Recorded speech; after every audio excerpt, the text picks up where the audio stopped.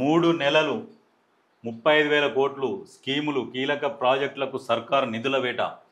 రైతు భరోసా, ఇంద్రమ్మ ఇండ్లు, రాజ్య యువ వికాసానికి సర్దుబాటు.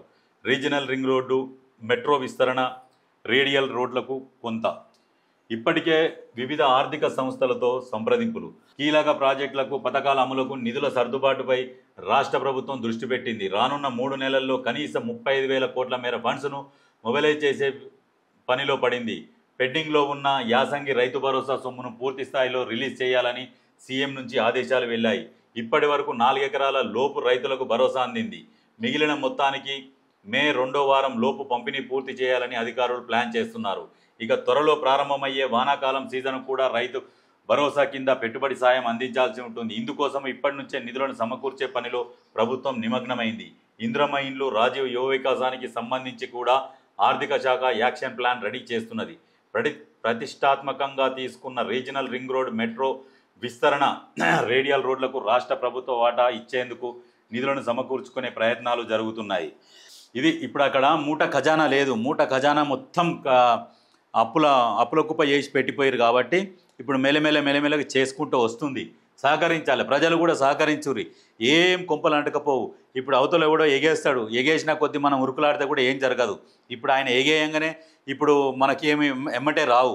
ఉన్నోళ్ళతోనే మనము కొట్లాడాలి. ఎందుకంటే ప్రజాపాలన. కొట్లాడినా కానీ ఇనేటోడు ఉన్నాడు. ఒకప్పుడు కొట్లాడితే ఇనేటోడు కాదు, అనగదొక్కేటోడు. ఇప్పుడు కొట్లాడితే ఇనేటోడు ఉన్నాడు. కాబట్టి ఇప్పుడు కేసీఆర్ని ఎగ్జాంపుల్గా ఎవరన్నా అన్న అని పిలిచి మాట్లాడతారా? ఇప్పుడు ఎక్కడైనా మీటింగ్లల్లో, పబ్లిక్ మీటింగ్లల్లో స్టేజ్ ఎక్కుతారు. స్టేజ్ ఎక్కితే కేసీఆర్ చుట్టూ ఎవరైనా నిలబడతారా? నిలబడియాడు దొరాది. ఇప్పుడు అదే మన రేవంత్ అన్న అనుకో, చుట్టూ అందరు నిలబడతారు. ఆయననే వెనక నూకేసుకుంటూ కూడా నిలబడతారు. ఎందుకంటే అంత స్వేచ్ఛ ఇచ్చిండు ఆయన. ఈయనతో కొట్లాడవచ్చు. ఏమన్నా మాకు రాలేదు రేవంత్ అన్న, మాకు ఇవ్వాల్సిందే ఆయన కొట్లాడితే ఏదో ఒక హామీ ఇస్తాడు. వెనుకనో ముందో చేస్తాం, తీయన్న, అక్క, చెల్లె అని మాట్లాడతాడు. ఈ రకంగా ఏ ముఖ్యమంత్రి అయినా మాట్లాడతాడా? ఆలోచించుకోరి. వెనుకో ముందో వస్తాయి, రాక ఎక్కడికి పోవు. ఆదాయ మార్గాలపై ఫోకస్. రాష్ట్ర ప్రభుత్వం ఆదాయం బాగానే ఉన్నప్పటికీ ఇందులో ఎక్కువ మొత్తం గత ప్రభుత్వం చేసిన అప్పుల కిస్తీలు, వడ్డీలు, పాత పెండింగ్ బిల్లుల చెల్లింపులకు, ఉద్యోగుల జీతభత్యాలు, పెన్షన్లు, రెగ్యులర్గా నెల ఇవ్వాల్సిన ఆసరా పెన్షన్లకే సరిపోతుంది. దీంతో వివిధ ఆర్థిక సంస్థల నుంచి రుణాలు తీసుకునేందుకు ప్రభుత్వం ప్రయత్నాలు చేస్తున్నది. ఆదాయ మార్గాల్లో భాగంగా ఎల్ఆర్ఎస్ అప్లికేషన్లు క్లియర్ చేస్తున్నది. రిజిస్ట్రేషన్లో లిక్కర్ ఆదాయం పైన ఫోకస్ పెట్టింది. ఆదాయం పెంపుపై ప్రతిపాదనలు తీసుకురావాలని అధికారులను ప్రభుత్వం ఆదేశించింది.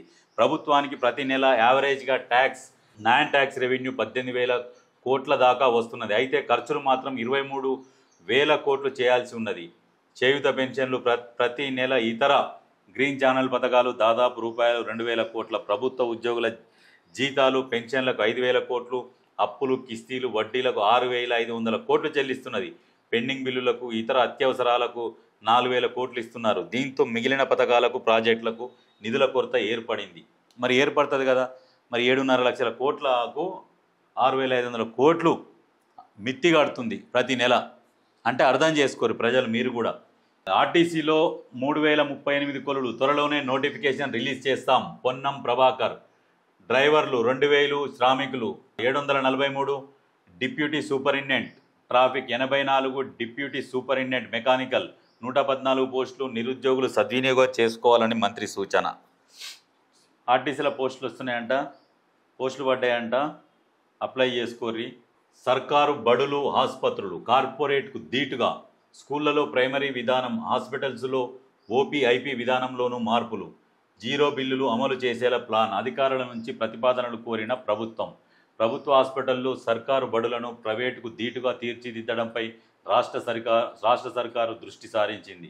కార్పొరేట్ తరహా సేవలు అందించడంతో పాటు అధునాతన సౌకర్యాలు కల్పించేందుకు కసరత్తు మొదలెట్టింది. ఇందులో భాగంగా ఎలాంటి చర్యలు తీసుకోవాలన్న దానిపై ప్రపోజల్ సిద్ధం చేసి ఇవ్వాలని ఆయా శాఖలను ఆదేశించింది. దీంతో ప్రైవేటుకు, ప్రభుత్వానికి ఎక్కడ గ్యాప్ ఉన్నది, ఏ రకంగా ముందుకెళ్తే పరిస్థితుల్లో మార్పు వచ్చి ప్రభుత్వ హాస్పిటల్స్, స్కూళ్లపై మరింత నమ్మకం పెరుగుతుందనే దానిపై అధికారులు యాక్షన్ ప్లాన్ సిద్ధం చేస్తున్నారు. ప్రధానంగా ప్రభుత్వ హాస్పిటల్స్, స్కూల్స్ను ప్రభుత్వం ఆకర్షణీయంగా తీర్చిదిద్దనుంది. ప్రస్తుతం ఉన్న విధానాలను మార్చాలని చూస్తున్నది. వచ్చే అకాడమిక్ ఇయర్ నుంచి ప్రైమరీ స్కూల్స్ను అందుబాటులోకి తీసుకురావాలని భావిస్తున్నది. అయితే ఇక్కడ ప్రభుత్వ స్కూళ్ళల్లో ఏమున్నది అంటే ఒక్కొక్క స్కూళ్ళల్లో 3-4 టీచర్లే ఉన్నారు. దాంట్లో మరి పిల్లలు స్ట్రెంత్ ఎంత ఉన్నారంటే ఒక్కొక్క స్కూల్లో ఈ ఎగ్జాంపుల్కి ఇక్కడ పోచంపల్లి నియర్ బై కొన్ని స్కూళ్ళు ఉన్నాయి. ఆ స్కూళ్ళల్లో ఒక్కొక్క స్కూల్లో ఒక స్కూల్లోనే 30-35 మందే ఉన్నారు. దాంట్లో ఒక 3 టీచర్లు ఉన్నారు. అంటే మరి ఈ 3 టీచర్లే ఒక్కొక్కరు 7th క్లాసు 6th క్లాస్ వరకు ఉంటే 42 క్లాసులు 3 టీచర్లు చెప్పాలి. అంటే ఒక్కొక్కరు ఎన్ని క్లాసులు చెప్తారు, ఎంత ఓపిక ఉంటుంది? ఇప్పుడు ఆ 35 మంది కోసం వీళ్ళు 3. ఇప్పుడు స్కూళ్ళు ఏమో విశాలంగా ఉన్నాయి, అక్కడ ప్రైవేట్ స్కూళ్ళు ఏమో ఇరుకిరుకు గదులలో ఉంటాయి. ఏం చేయాలంటే అక్కడ ప్రైవేట్ స్కూళ్ళని రద్దు చేసేసి అందులో ఉన్న పిల్లలని తీసుకొచ్చి ప్రభుత్వ స్కూళ్ళల్లో వేసి అందులో ఉన్న టీచర్లను కూడా ఈ ప్రభుత్వంలో ఇప్పుడు టెంపరవరీగా తీసుకోవాలని టెంపరవరీగా తీసుకొని వాళ్ళకి జీతాలు ఎట్లా అంటే ఇప్పుడు కొన్ని సంస్థలల్లో ఇప్పుడు కరెంట్ ఎలక్ట్రిషియన్ డిపార్ట్మెంట్లో కూడా కొంతమందిని తీసుకుంటారు కదా టెంపరవరీ పోస్ట్ అని, అట్లా తీసుకోవాలి ప్రైవేట్ స్కూళ్ళ టీచర్లని. ఆ రకంగా ఇంట్లో అపాయింట్ చేసుకొని ఆ స్కూళ్ళు రద్దు చేసి ఇంట్లో పెడితే ఈ రకంగా పోతే ప్రభుత్వ స్కూళ్ళు అభివృద్ధి చెందుతాయి. అంతే తప్ప ఇప్పుడు ప్రభుత్వ స్కూల్ అభివృద్ధి చెందాలి అని చెప్తే చెందట్లేవు. ఎందుకంటే ఇవాళ రేపు ప్రతి ఒక్కరు స్టైల్గా ఏంటంటే మా పిల్లల్ని nursery, play school, LKG, UKG ఇట్లా జాయిన్ చేయాలన్న ఆలోచనలు ఉన్నారు. ప్రభుత్వ స్కూల్లోనేమో 1వ తరగతి నుంచే ఉన్నది డైరెక్ట్. కాబట్టి లోకల్లో ఏవైతే ప్రైవేట్ స్కూళ్ళు ఉంటాయో ఏ పుట్టగొడుగుల్లాగా వస్తున్నాయి, ఎవరెవరు వస్తున్నారు స్కూళ్ళు పెట్టుకుంటున్నా ఇరుకిరుకు గదులలో పెడుతున్నారు. వాళ్ళకు పర్మిషన్లు ఇవ్వద్దు, వాటిని రద్దు చేయాలి. ఫస్ట్ ప్రైవేట్ స్కూళ్ళ విధానము రద్దు చేయాలి. ఎక్కడైతే గవర్నమెంట్ స్కూళ్ళు కొంచెం దూరంగా ఉన్నాయో కొన్ని ఊర్లలో లేవో అక్కడ కూడా బస్ ఫెసిలిటీస్ లాంటి పెట్టి అయినా ప్రభుత్వ స్కూళ్ళని ఏర్పాటు చేయాలి. ఫస్ట్ బేసిక్ ఏం చేయాలి, ప్రైవేట్ స్కూళ్ళకు పర్మిషన్లు ఇవ్వద్దు, ఉన్న వాటిని కూడా రద్దు చేయాలి. కొన్నిటిని రద్దు చేసి అందులో ఉన్న పిల్లల్ని తీసుకొచ్చి ప్రభుత్వ స్కూళ్ళలో జాయిన్ చేసుకొని అందులో ఉన్న టీచర్లను కూడా ఇంట్లో జాయిన్ చేసుకొని టెంపరవరీగా జీతాలు ఇచ్చుకుంటా తర్వాత పోస్టులు పడ్డప్పుడు వీళ్ళు రాసుకొని వీళ్ళు పాస్ అయ్యి ఉద్యోగం కొడతారు, లేకుంటే టెంపరవరీగా వాళ్లకు సరిపోయే జీతాలు ఇచ్చుకుంటా ప్రభుత్వం మెయింటైన్ చేస్తే ప్రభుత్వ స్కూళ్ళు బాగుపడతాయి.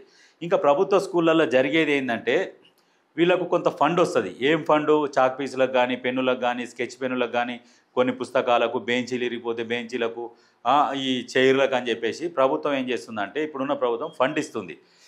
ఈ ఫండ్ని ఏం చేస్తున్నారు హెడ్ మాస్టర్లు ఖర్చు పెడతలేరు. పిల్లలకు మరి ఎట్లా ఖర్చు పెడితేనే కదా ఇవన్నీ ఖర్చు పెట్టి నీకు బోర్డు మీద పెయింట్ వేస్తుంది కానీ, రాస్తుంది కానీ, ఈ చాక్ పీసులకు కానీ ఇప్పుడు వాళ్ళకి ఎట్లా ఎక్స్ప్లెనేషన్ చేయాలి? ఈ హెడ్ మాస్టర్లు ఖర్చు పెడతలేరు. వీళ్ళ మీద కూడా నిఘా పెట్టాలి. ఈ ఎంఈఓలను పిలిచి క్లాసులు వీకి మరి మీరు ఏం చేస్తున్నారు, హెడ్ మాస్టర్లు ఈ విధంగా చేస్తుంటే అని చెప్పేసి ఎంఈఓలను డిఈఓలను పిలిచి అసలు విధానం ఏంది, ఎట్లా చేయాలి, ఏంది అనే దాని మీద చేయాలి. ఈ ప్రైవేట్ స్కూళ్ళల్లో కూడా భారీ ఫీజులు ఉంటాయి, భారీ ఫీజులు వసూలు చేస్తున్నారు. ఈ వసూళ్ళకు కూడా నియంత్రణ లేదు. కాబట్టి వీళ్ళని బేసిక్గా రద్దు చేయాలి. ఇప్పుడు ఒక ఊర్లో 4-5 స్కూళ్ళు ఉంటాయి, ఒక మండలంలో అన్ని స్కూళ్ళు ఎందుకు? ఏదో ఒక్క స్కూల్ ఉంటే ఉండాలి, కానీ ఒక 4-5 స్కూళ్ళకు పర్మిషన్లు ఇచ్చి ఆ స్కూళ్ళకు మళ్ళీ అక్కడ స్కూళ్ళ నుంచి కూడా ఎంఈఓలు డిఈఓలకు పైసలు ముట్ట చెప్తున్నారట సమాచారం. ఈ రకంగా నడుస్తున్నది. ఈ రకంగా పర్మిషన్లు ఇచ్చుకుంటూ పోతే ప్రభుత్వ స్కూళ్ళు ఎక్కడ నడుస్తాయి? వాళ్ళకి రద్దు చేయాలి.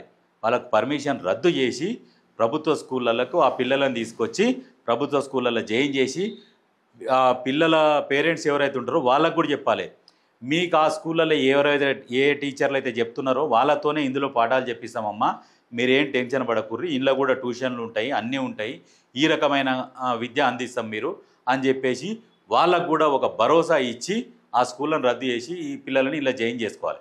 ఇలా జాయిన్ చేసుకునే ముందు క్లాసులు కూడా నీట్గా చేసి బెంచీలు కావచ్చు, క్లాస్ పర్యావరణం ఆ చుట్టూ ఉన్నది కాబట్టి ఆ బాత్రూమ్ ఫెసిలిటీస్ కూడా అన్నీ నీట్గా ఏర్పాటు చేసి ఆ స్కూళ్ళను రద్దు చేసి గవర్నమెంట్లలో మెర్జీ చేసుకోవాలి. పిల్లల్ని తీసేసుకొని టీచర్లని టెంపరవరీగా శాలరీస్ ఇచ్చుకుంటా మెయింటైన్ చేస్తే ప్రభుత్వ స్కూళ్ళు డెవలప్ అవుతాయి.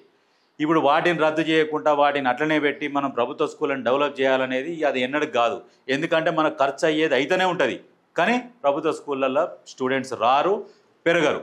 వీళ్ళకు కూడా ఒక బాధ్యత పెట్టాలి, టీచర్లకు కూడా జాయిన్ చేయాలి, తిరగాలి, తీసుకురావాలి. ఇప్పుడు ఎండాకాలంలో వీళ్ళకి సెలవులే ఉంటాయి, సెలవులు ఉన్న సమయంలో ఎంతో కొంతమందిని జాయిన్ చేయాలన్నట్టుగా చెప్పాలి. మేము ఈ రకంగా అందిస్తామని చెప్పాలో వాళ్లకు ప్రభుత్వం కూడా సహకారం అందించాలి. ఈ ప్రైవేట్ స్కూళ్ళను రద్దు చేస్తే ఖచ్చితంగా ప్రభుత్వ స్కూళ్ళు బాగుపడతాయి. దాంతోపాటు హాస్పిటల్స్లల్లో కూడా ఇప్పుడు హాస్పిటల్స్లలో ఇప్పుడు ఆ ప్రైవేట్ హాస్పిటల్లో రద్దు చేయడం అది కష్టమైన పని. ఎందుకంటే ఇప్పుడు వాటికి ఆరోగ్యశ్రీ పెడితే సరిపోతుంది. ఆరోగ్యశ్రీ పెట్టి దానికి కూడా ఒక్కొక్క సర్జరీకి ఇంత లిమిట్ అనేది పెట్టాలి. లిమిట్ అనేది పెట్టేసి దీనికి ఈ సర్జరీకి ఇంత రేటు, ఈ సర్జరీకి ఇంత రేటు అని చెప్పేసి పెట్టాలి. పెట్టి ప్రభుత్వం వాళ్ళకి ఇచ్చేస్తే వాళ్ళు చేస్తారు. కాకపోతే ఈ ప్రైవేట్ హాస్పిటల్ వాళ్ళు కూడా ఆరోగ్యశ్రీ అనేసరికి ఆరోగ్యశ్రీ పేషెంట్లకు సపరేట్ వార్డు, జనరల్ వార్డు అననే 10 మంది అనేసి కుక్తరాలు ఆ రకమైన ట్రీట్మెంట్ చేస్తున్నారు. దాని మీద కూడా అధికారులు ఫోకస్ పెట్టాలి ఒకసారి. ప్రభుత్వ హాస్పిటళ్ళల్లో కూడా మందులు వస్తుంటాయి, మెడిసిన్కు ఫండ్ వస్తుంటుంది, వీళ్ళు మెడిసిన్ తెప్పిస్తుంటారు. ఆ మెడిసిన్ ఎక్కడ పోతుంది? మరి ఫ్రీకి ఇవ్వాలి కదా, ఆ మెడిసిన్ ఇయ్యరు. వాళ్ళు ఏం చేస్తున్నారు? బయట అమ్ముకుంటున్నారు.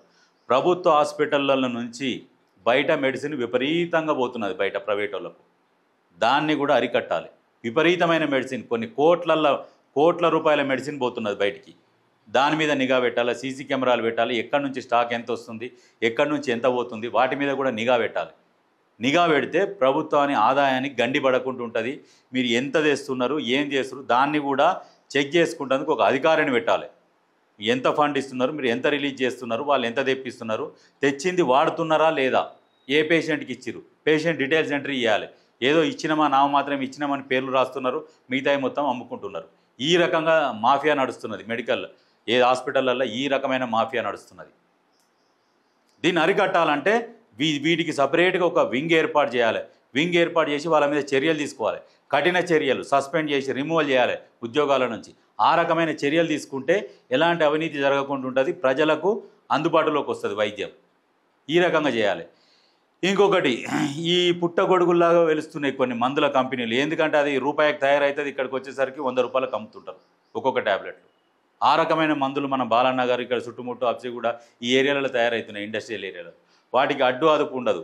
ఈ మెడిప్లస్, అపోలో అని చెప్పేసి వీళ్ళు సొంత కంపెనీలు, ఇది మాదే, డాక్టర్ రాసింది ఒకటైతే మాది తీసుకోరని చెప్తారు. వీళ్ళు వేరే కంపెనీ ఉంది అని చెప్తారు. ఎందుకంటే వీళ్ళు తయారు చేయించినాక సేమ్ మందు అంటారు.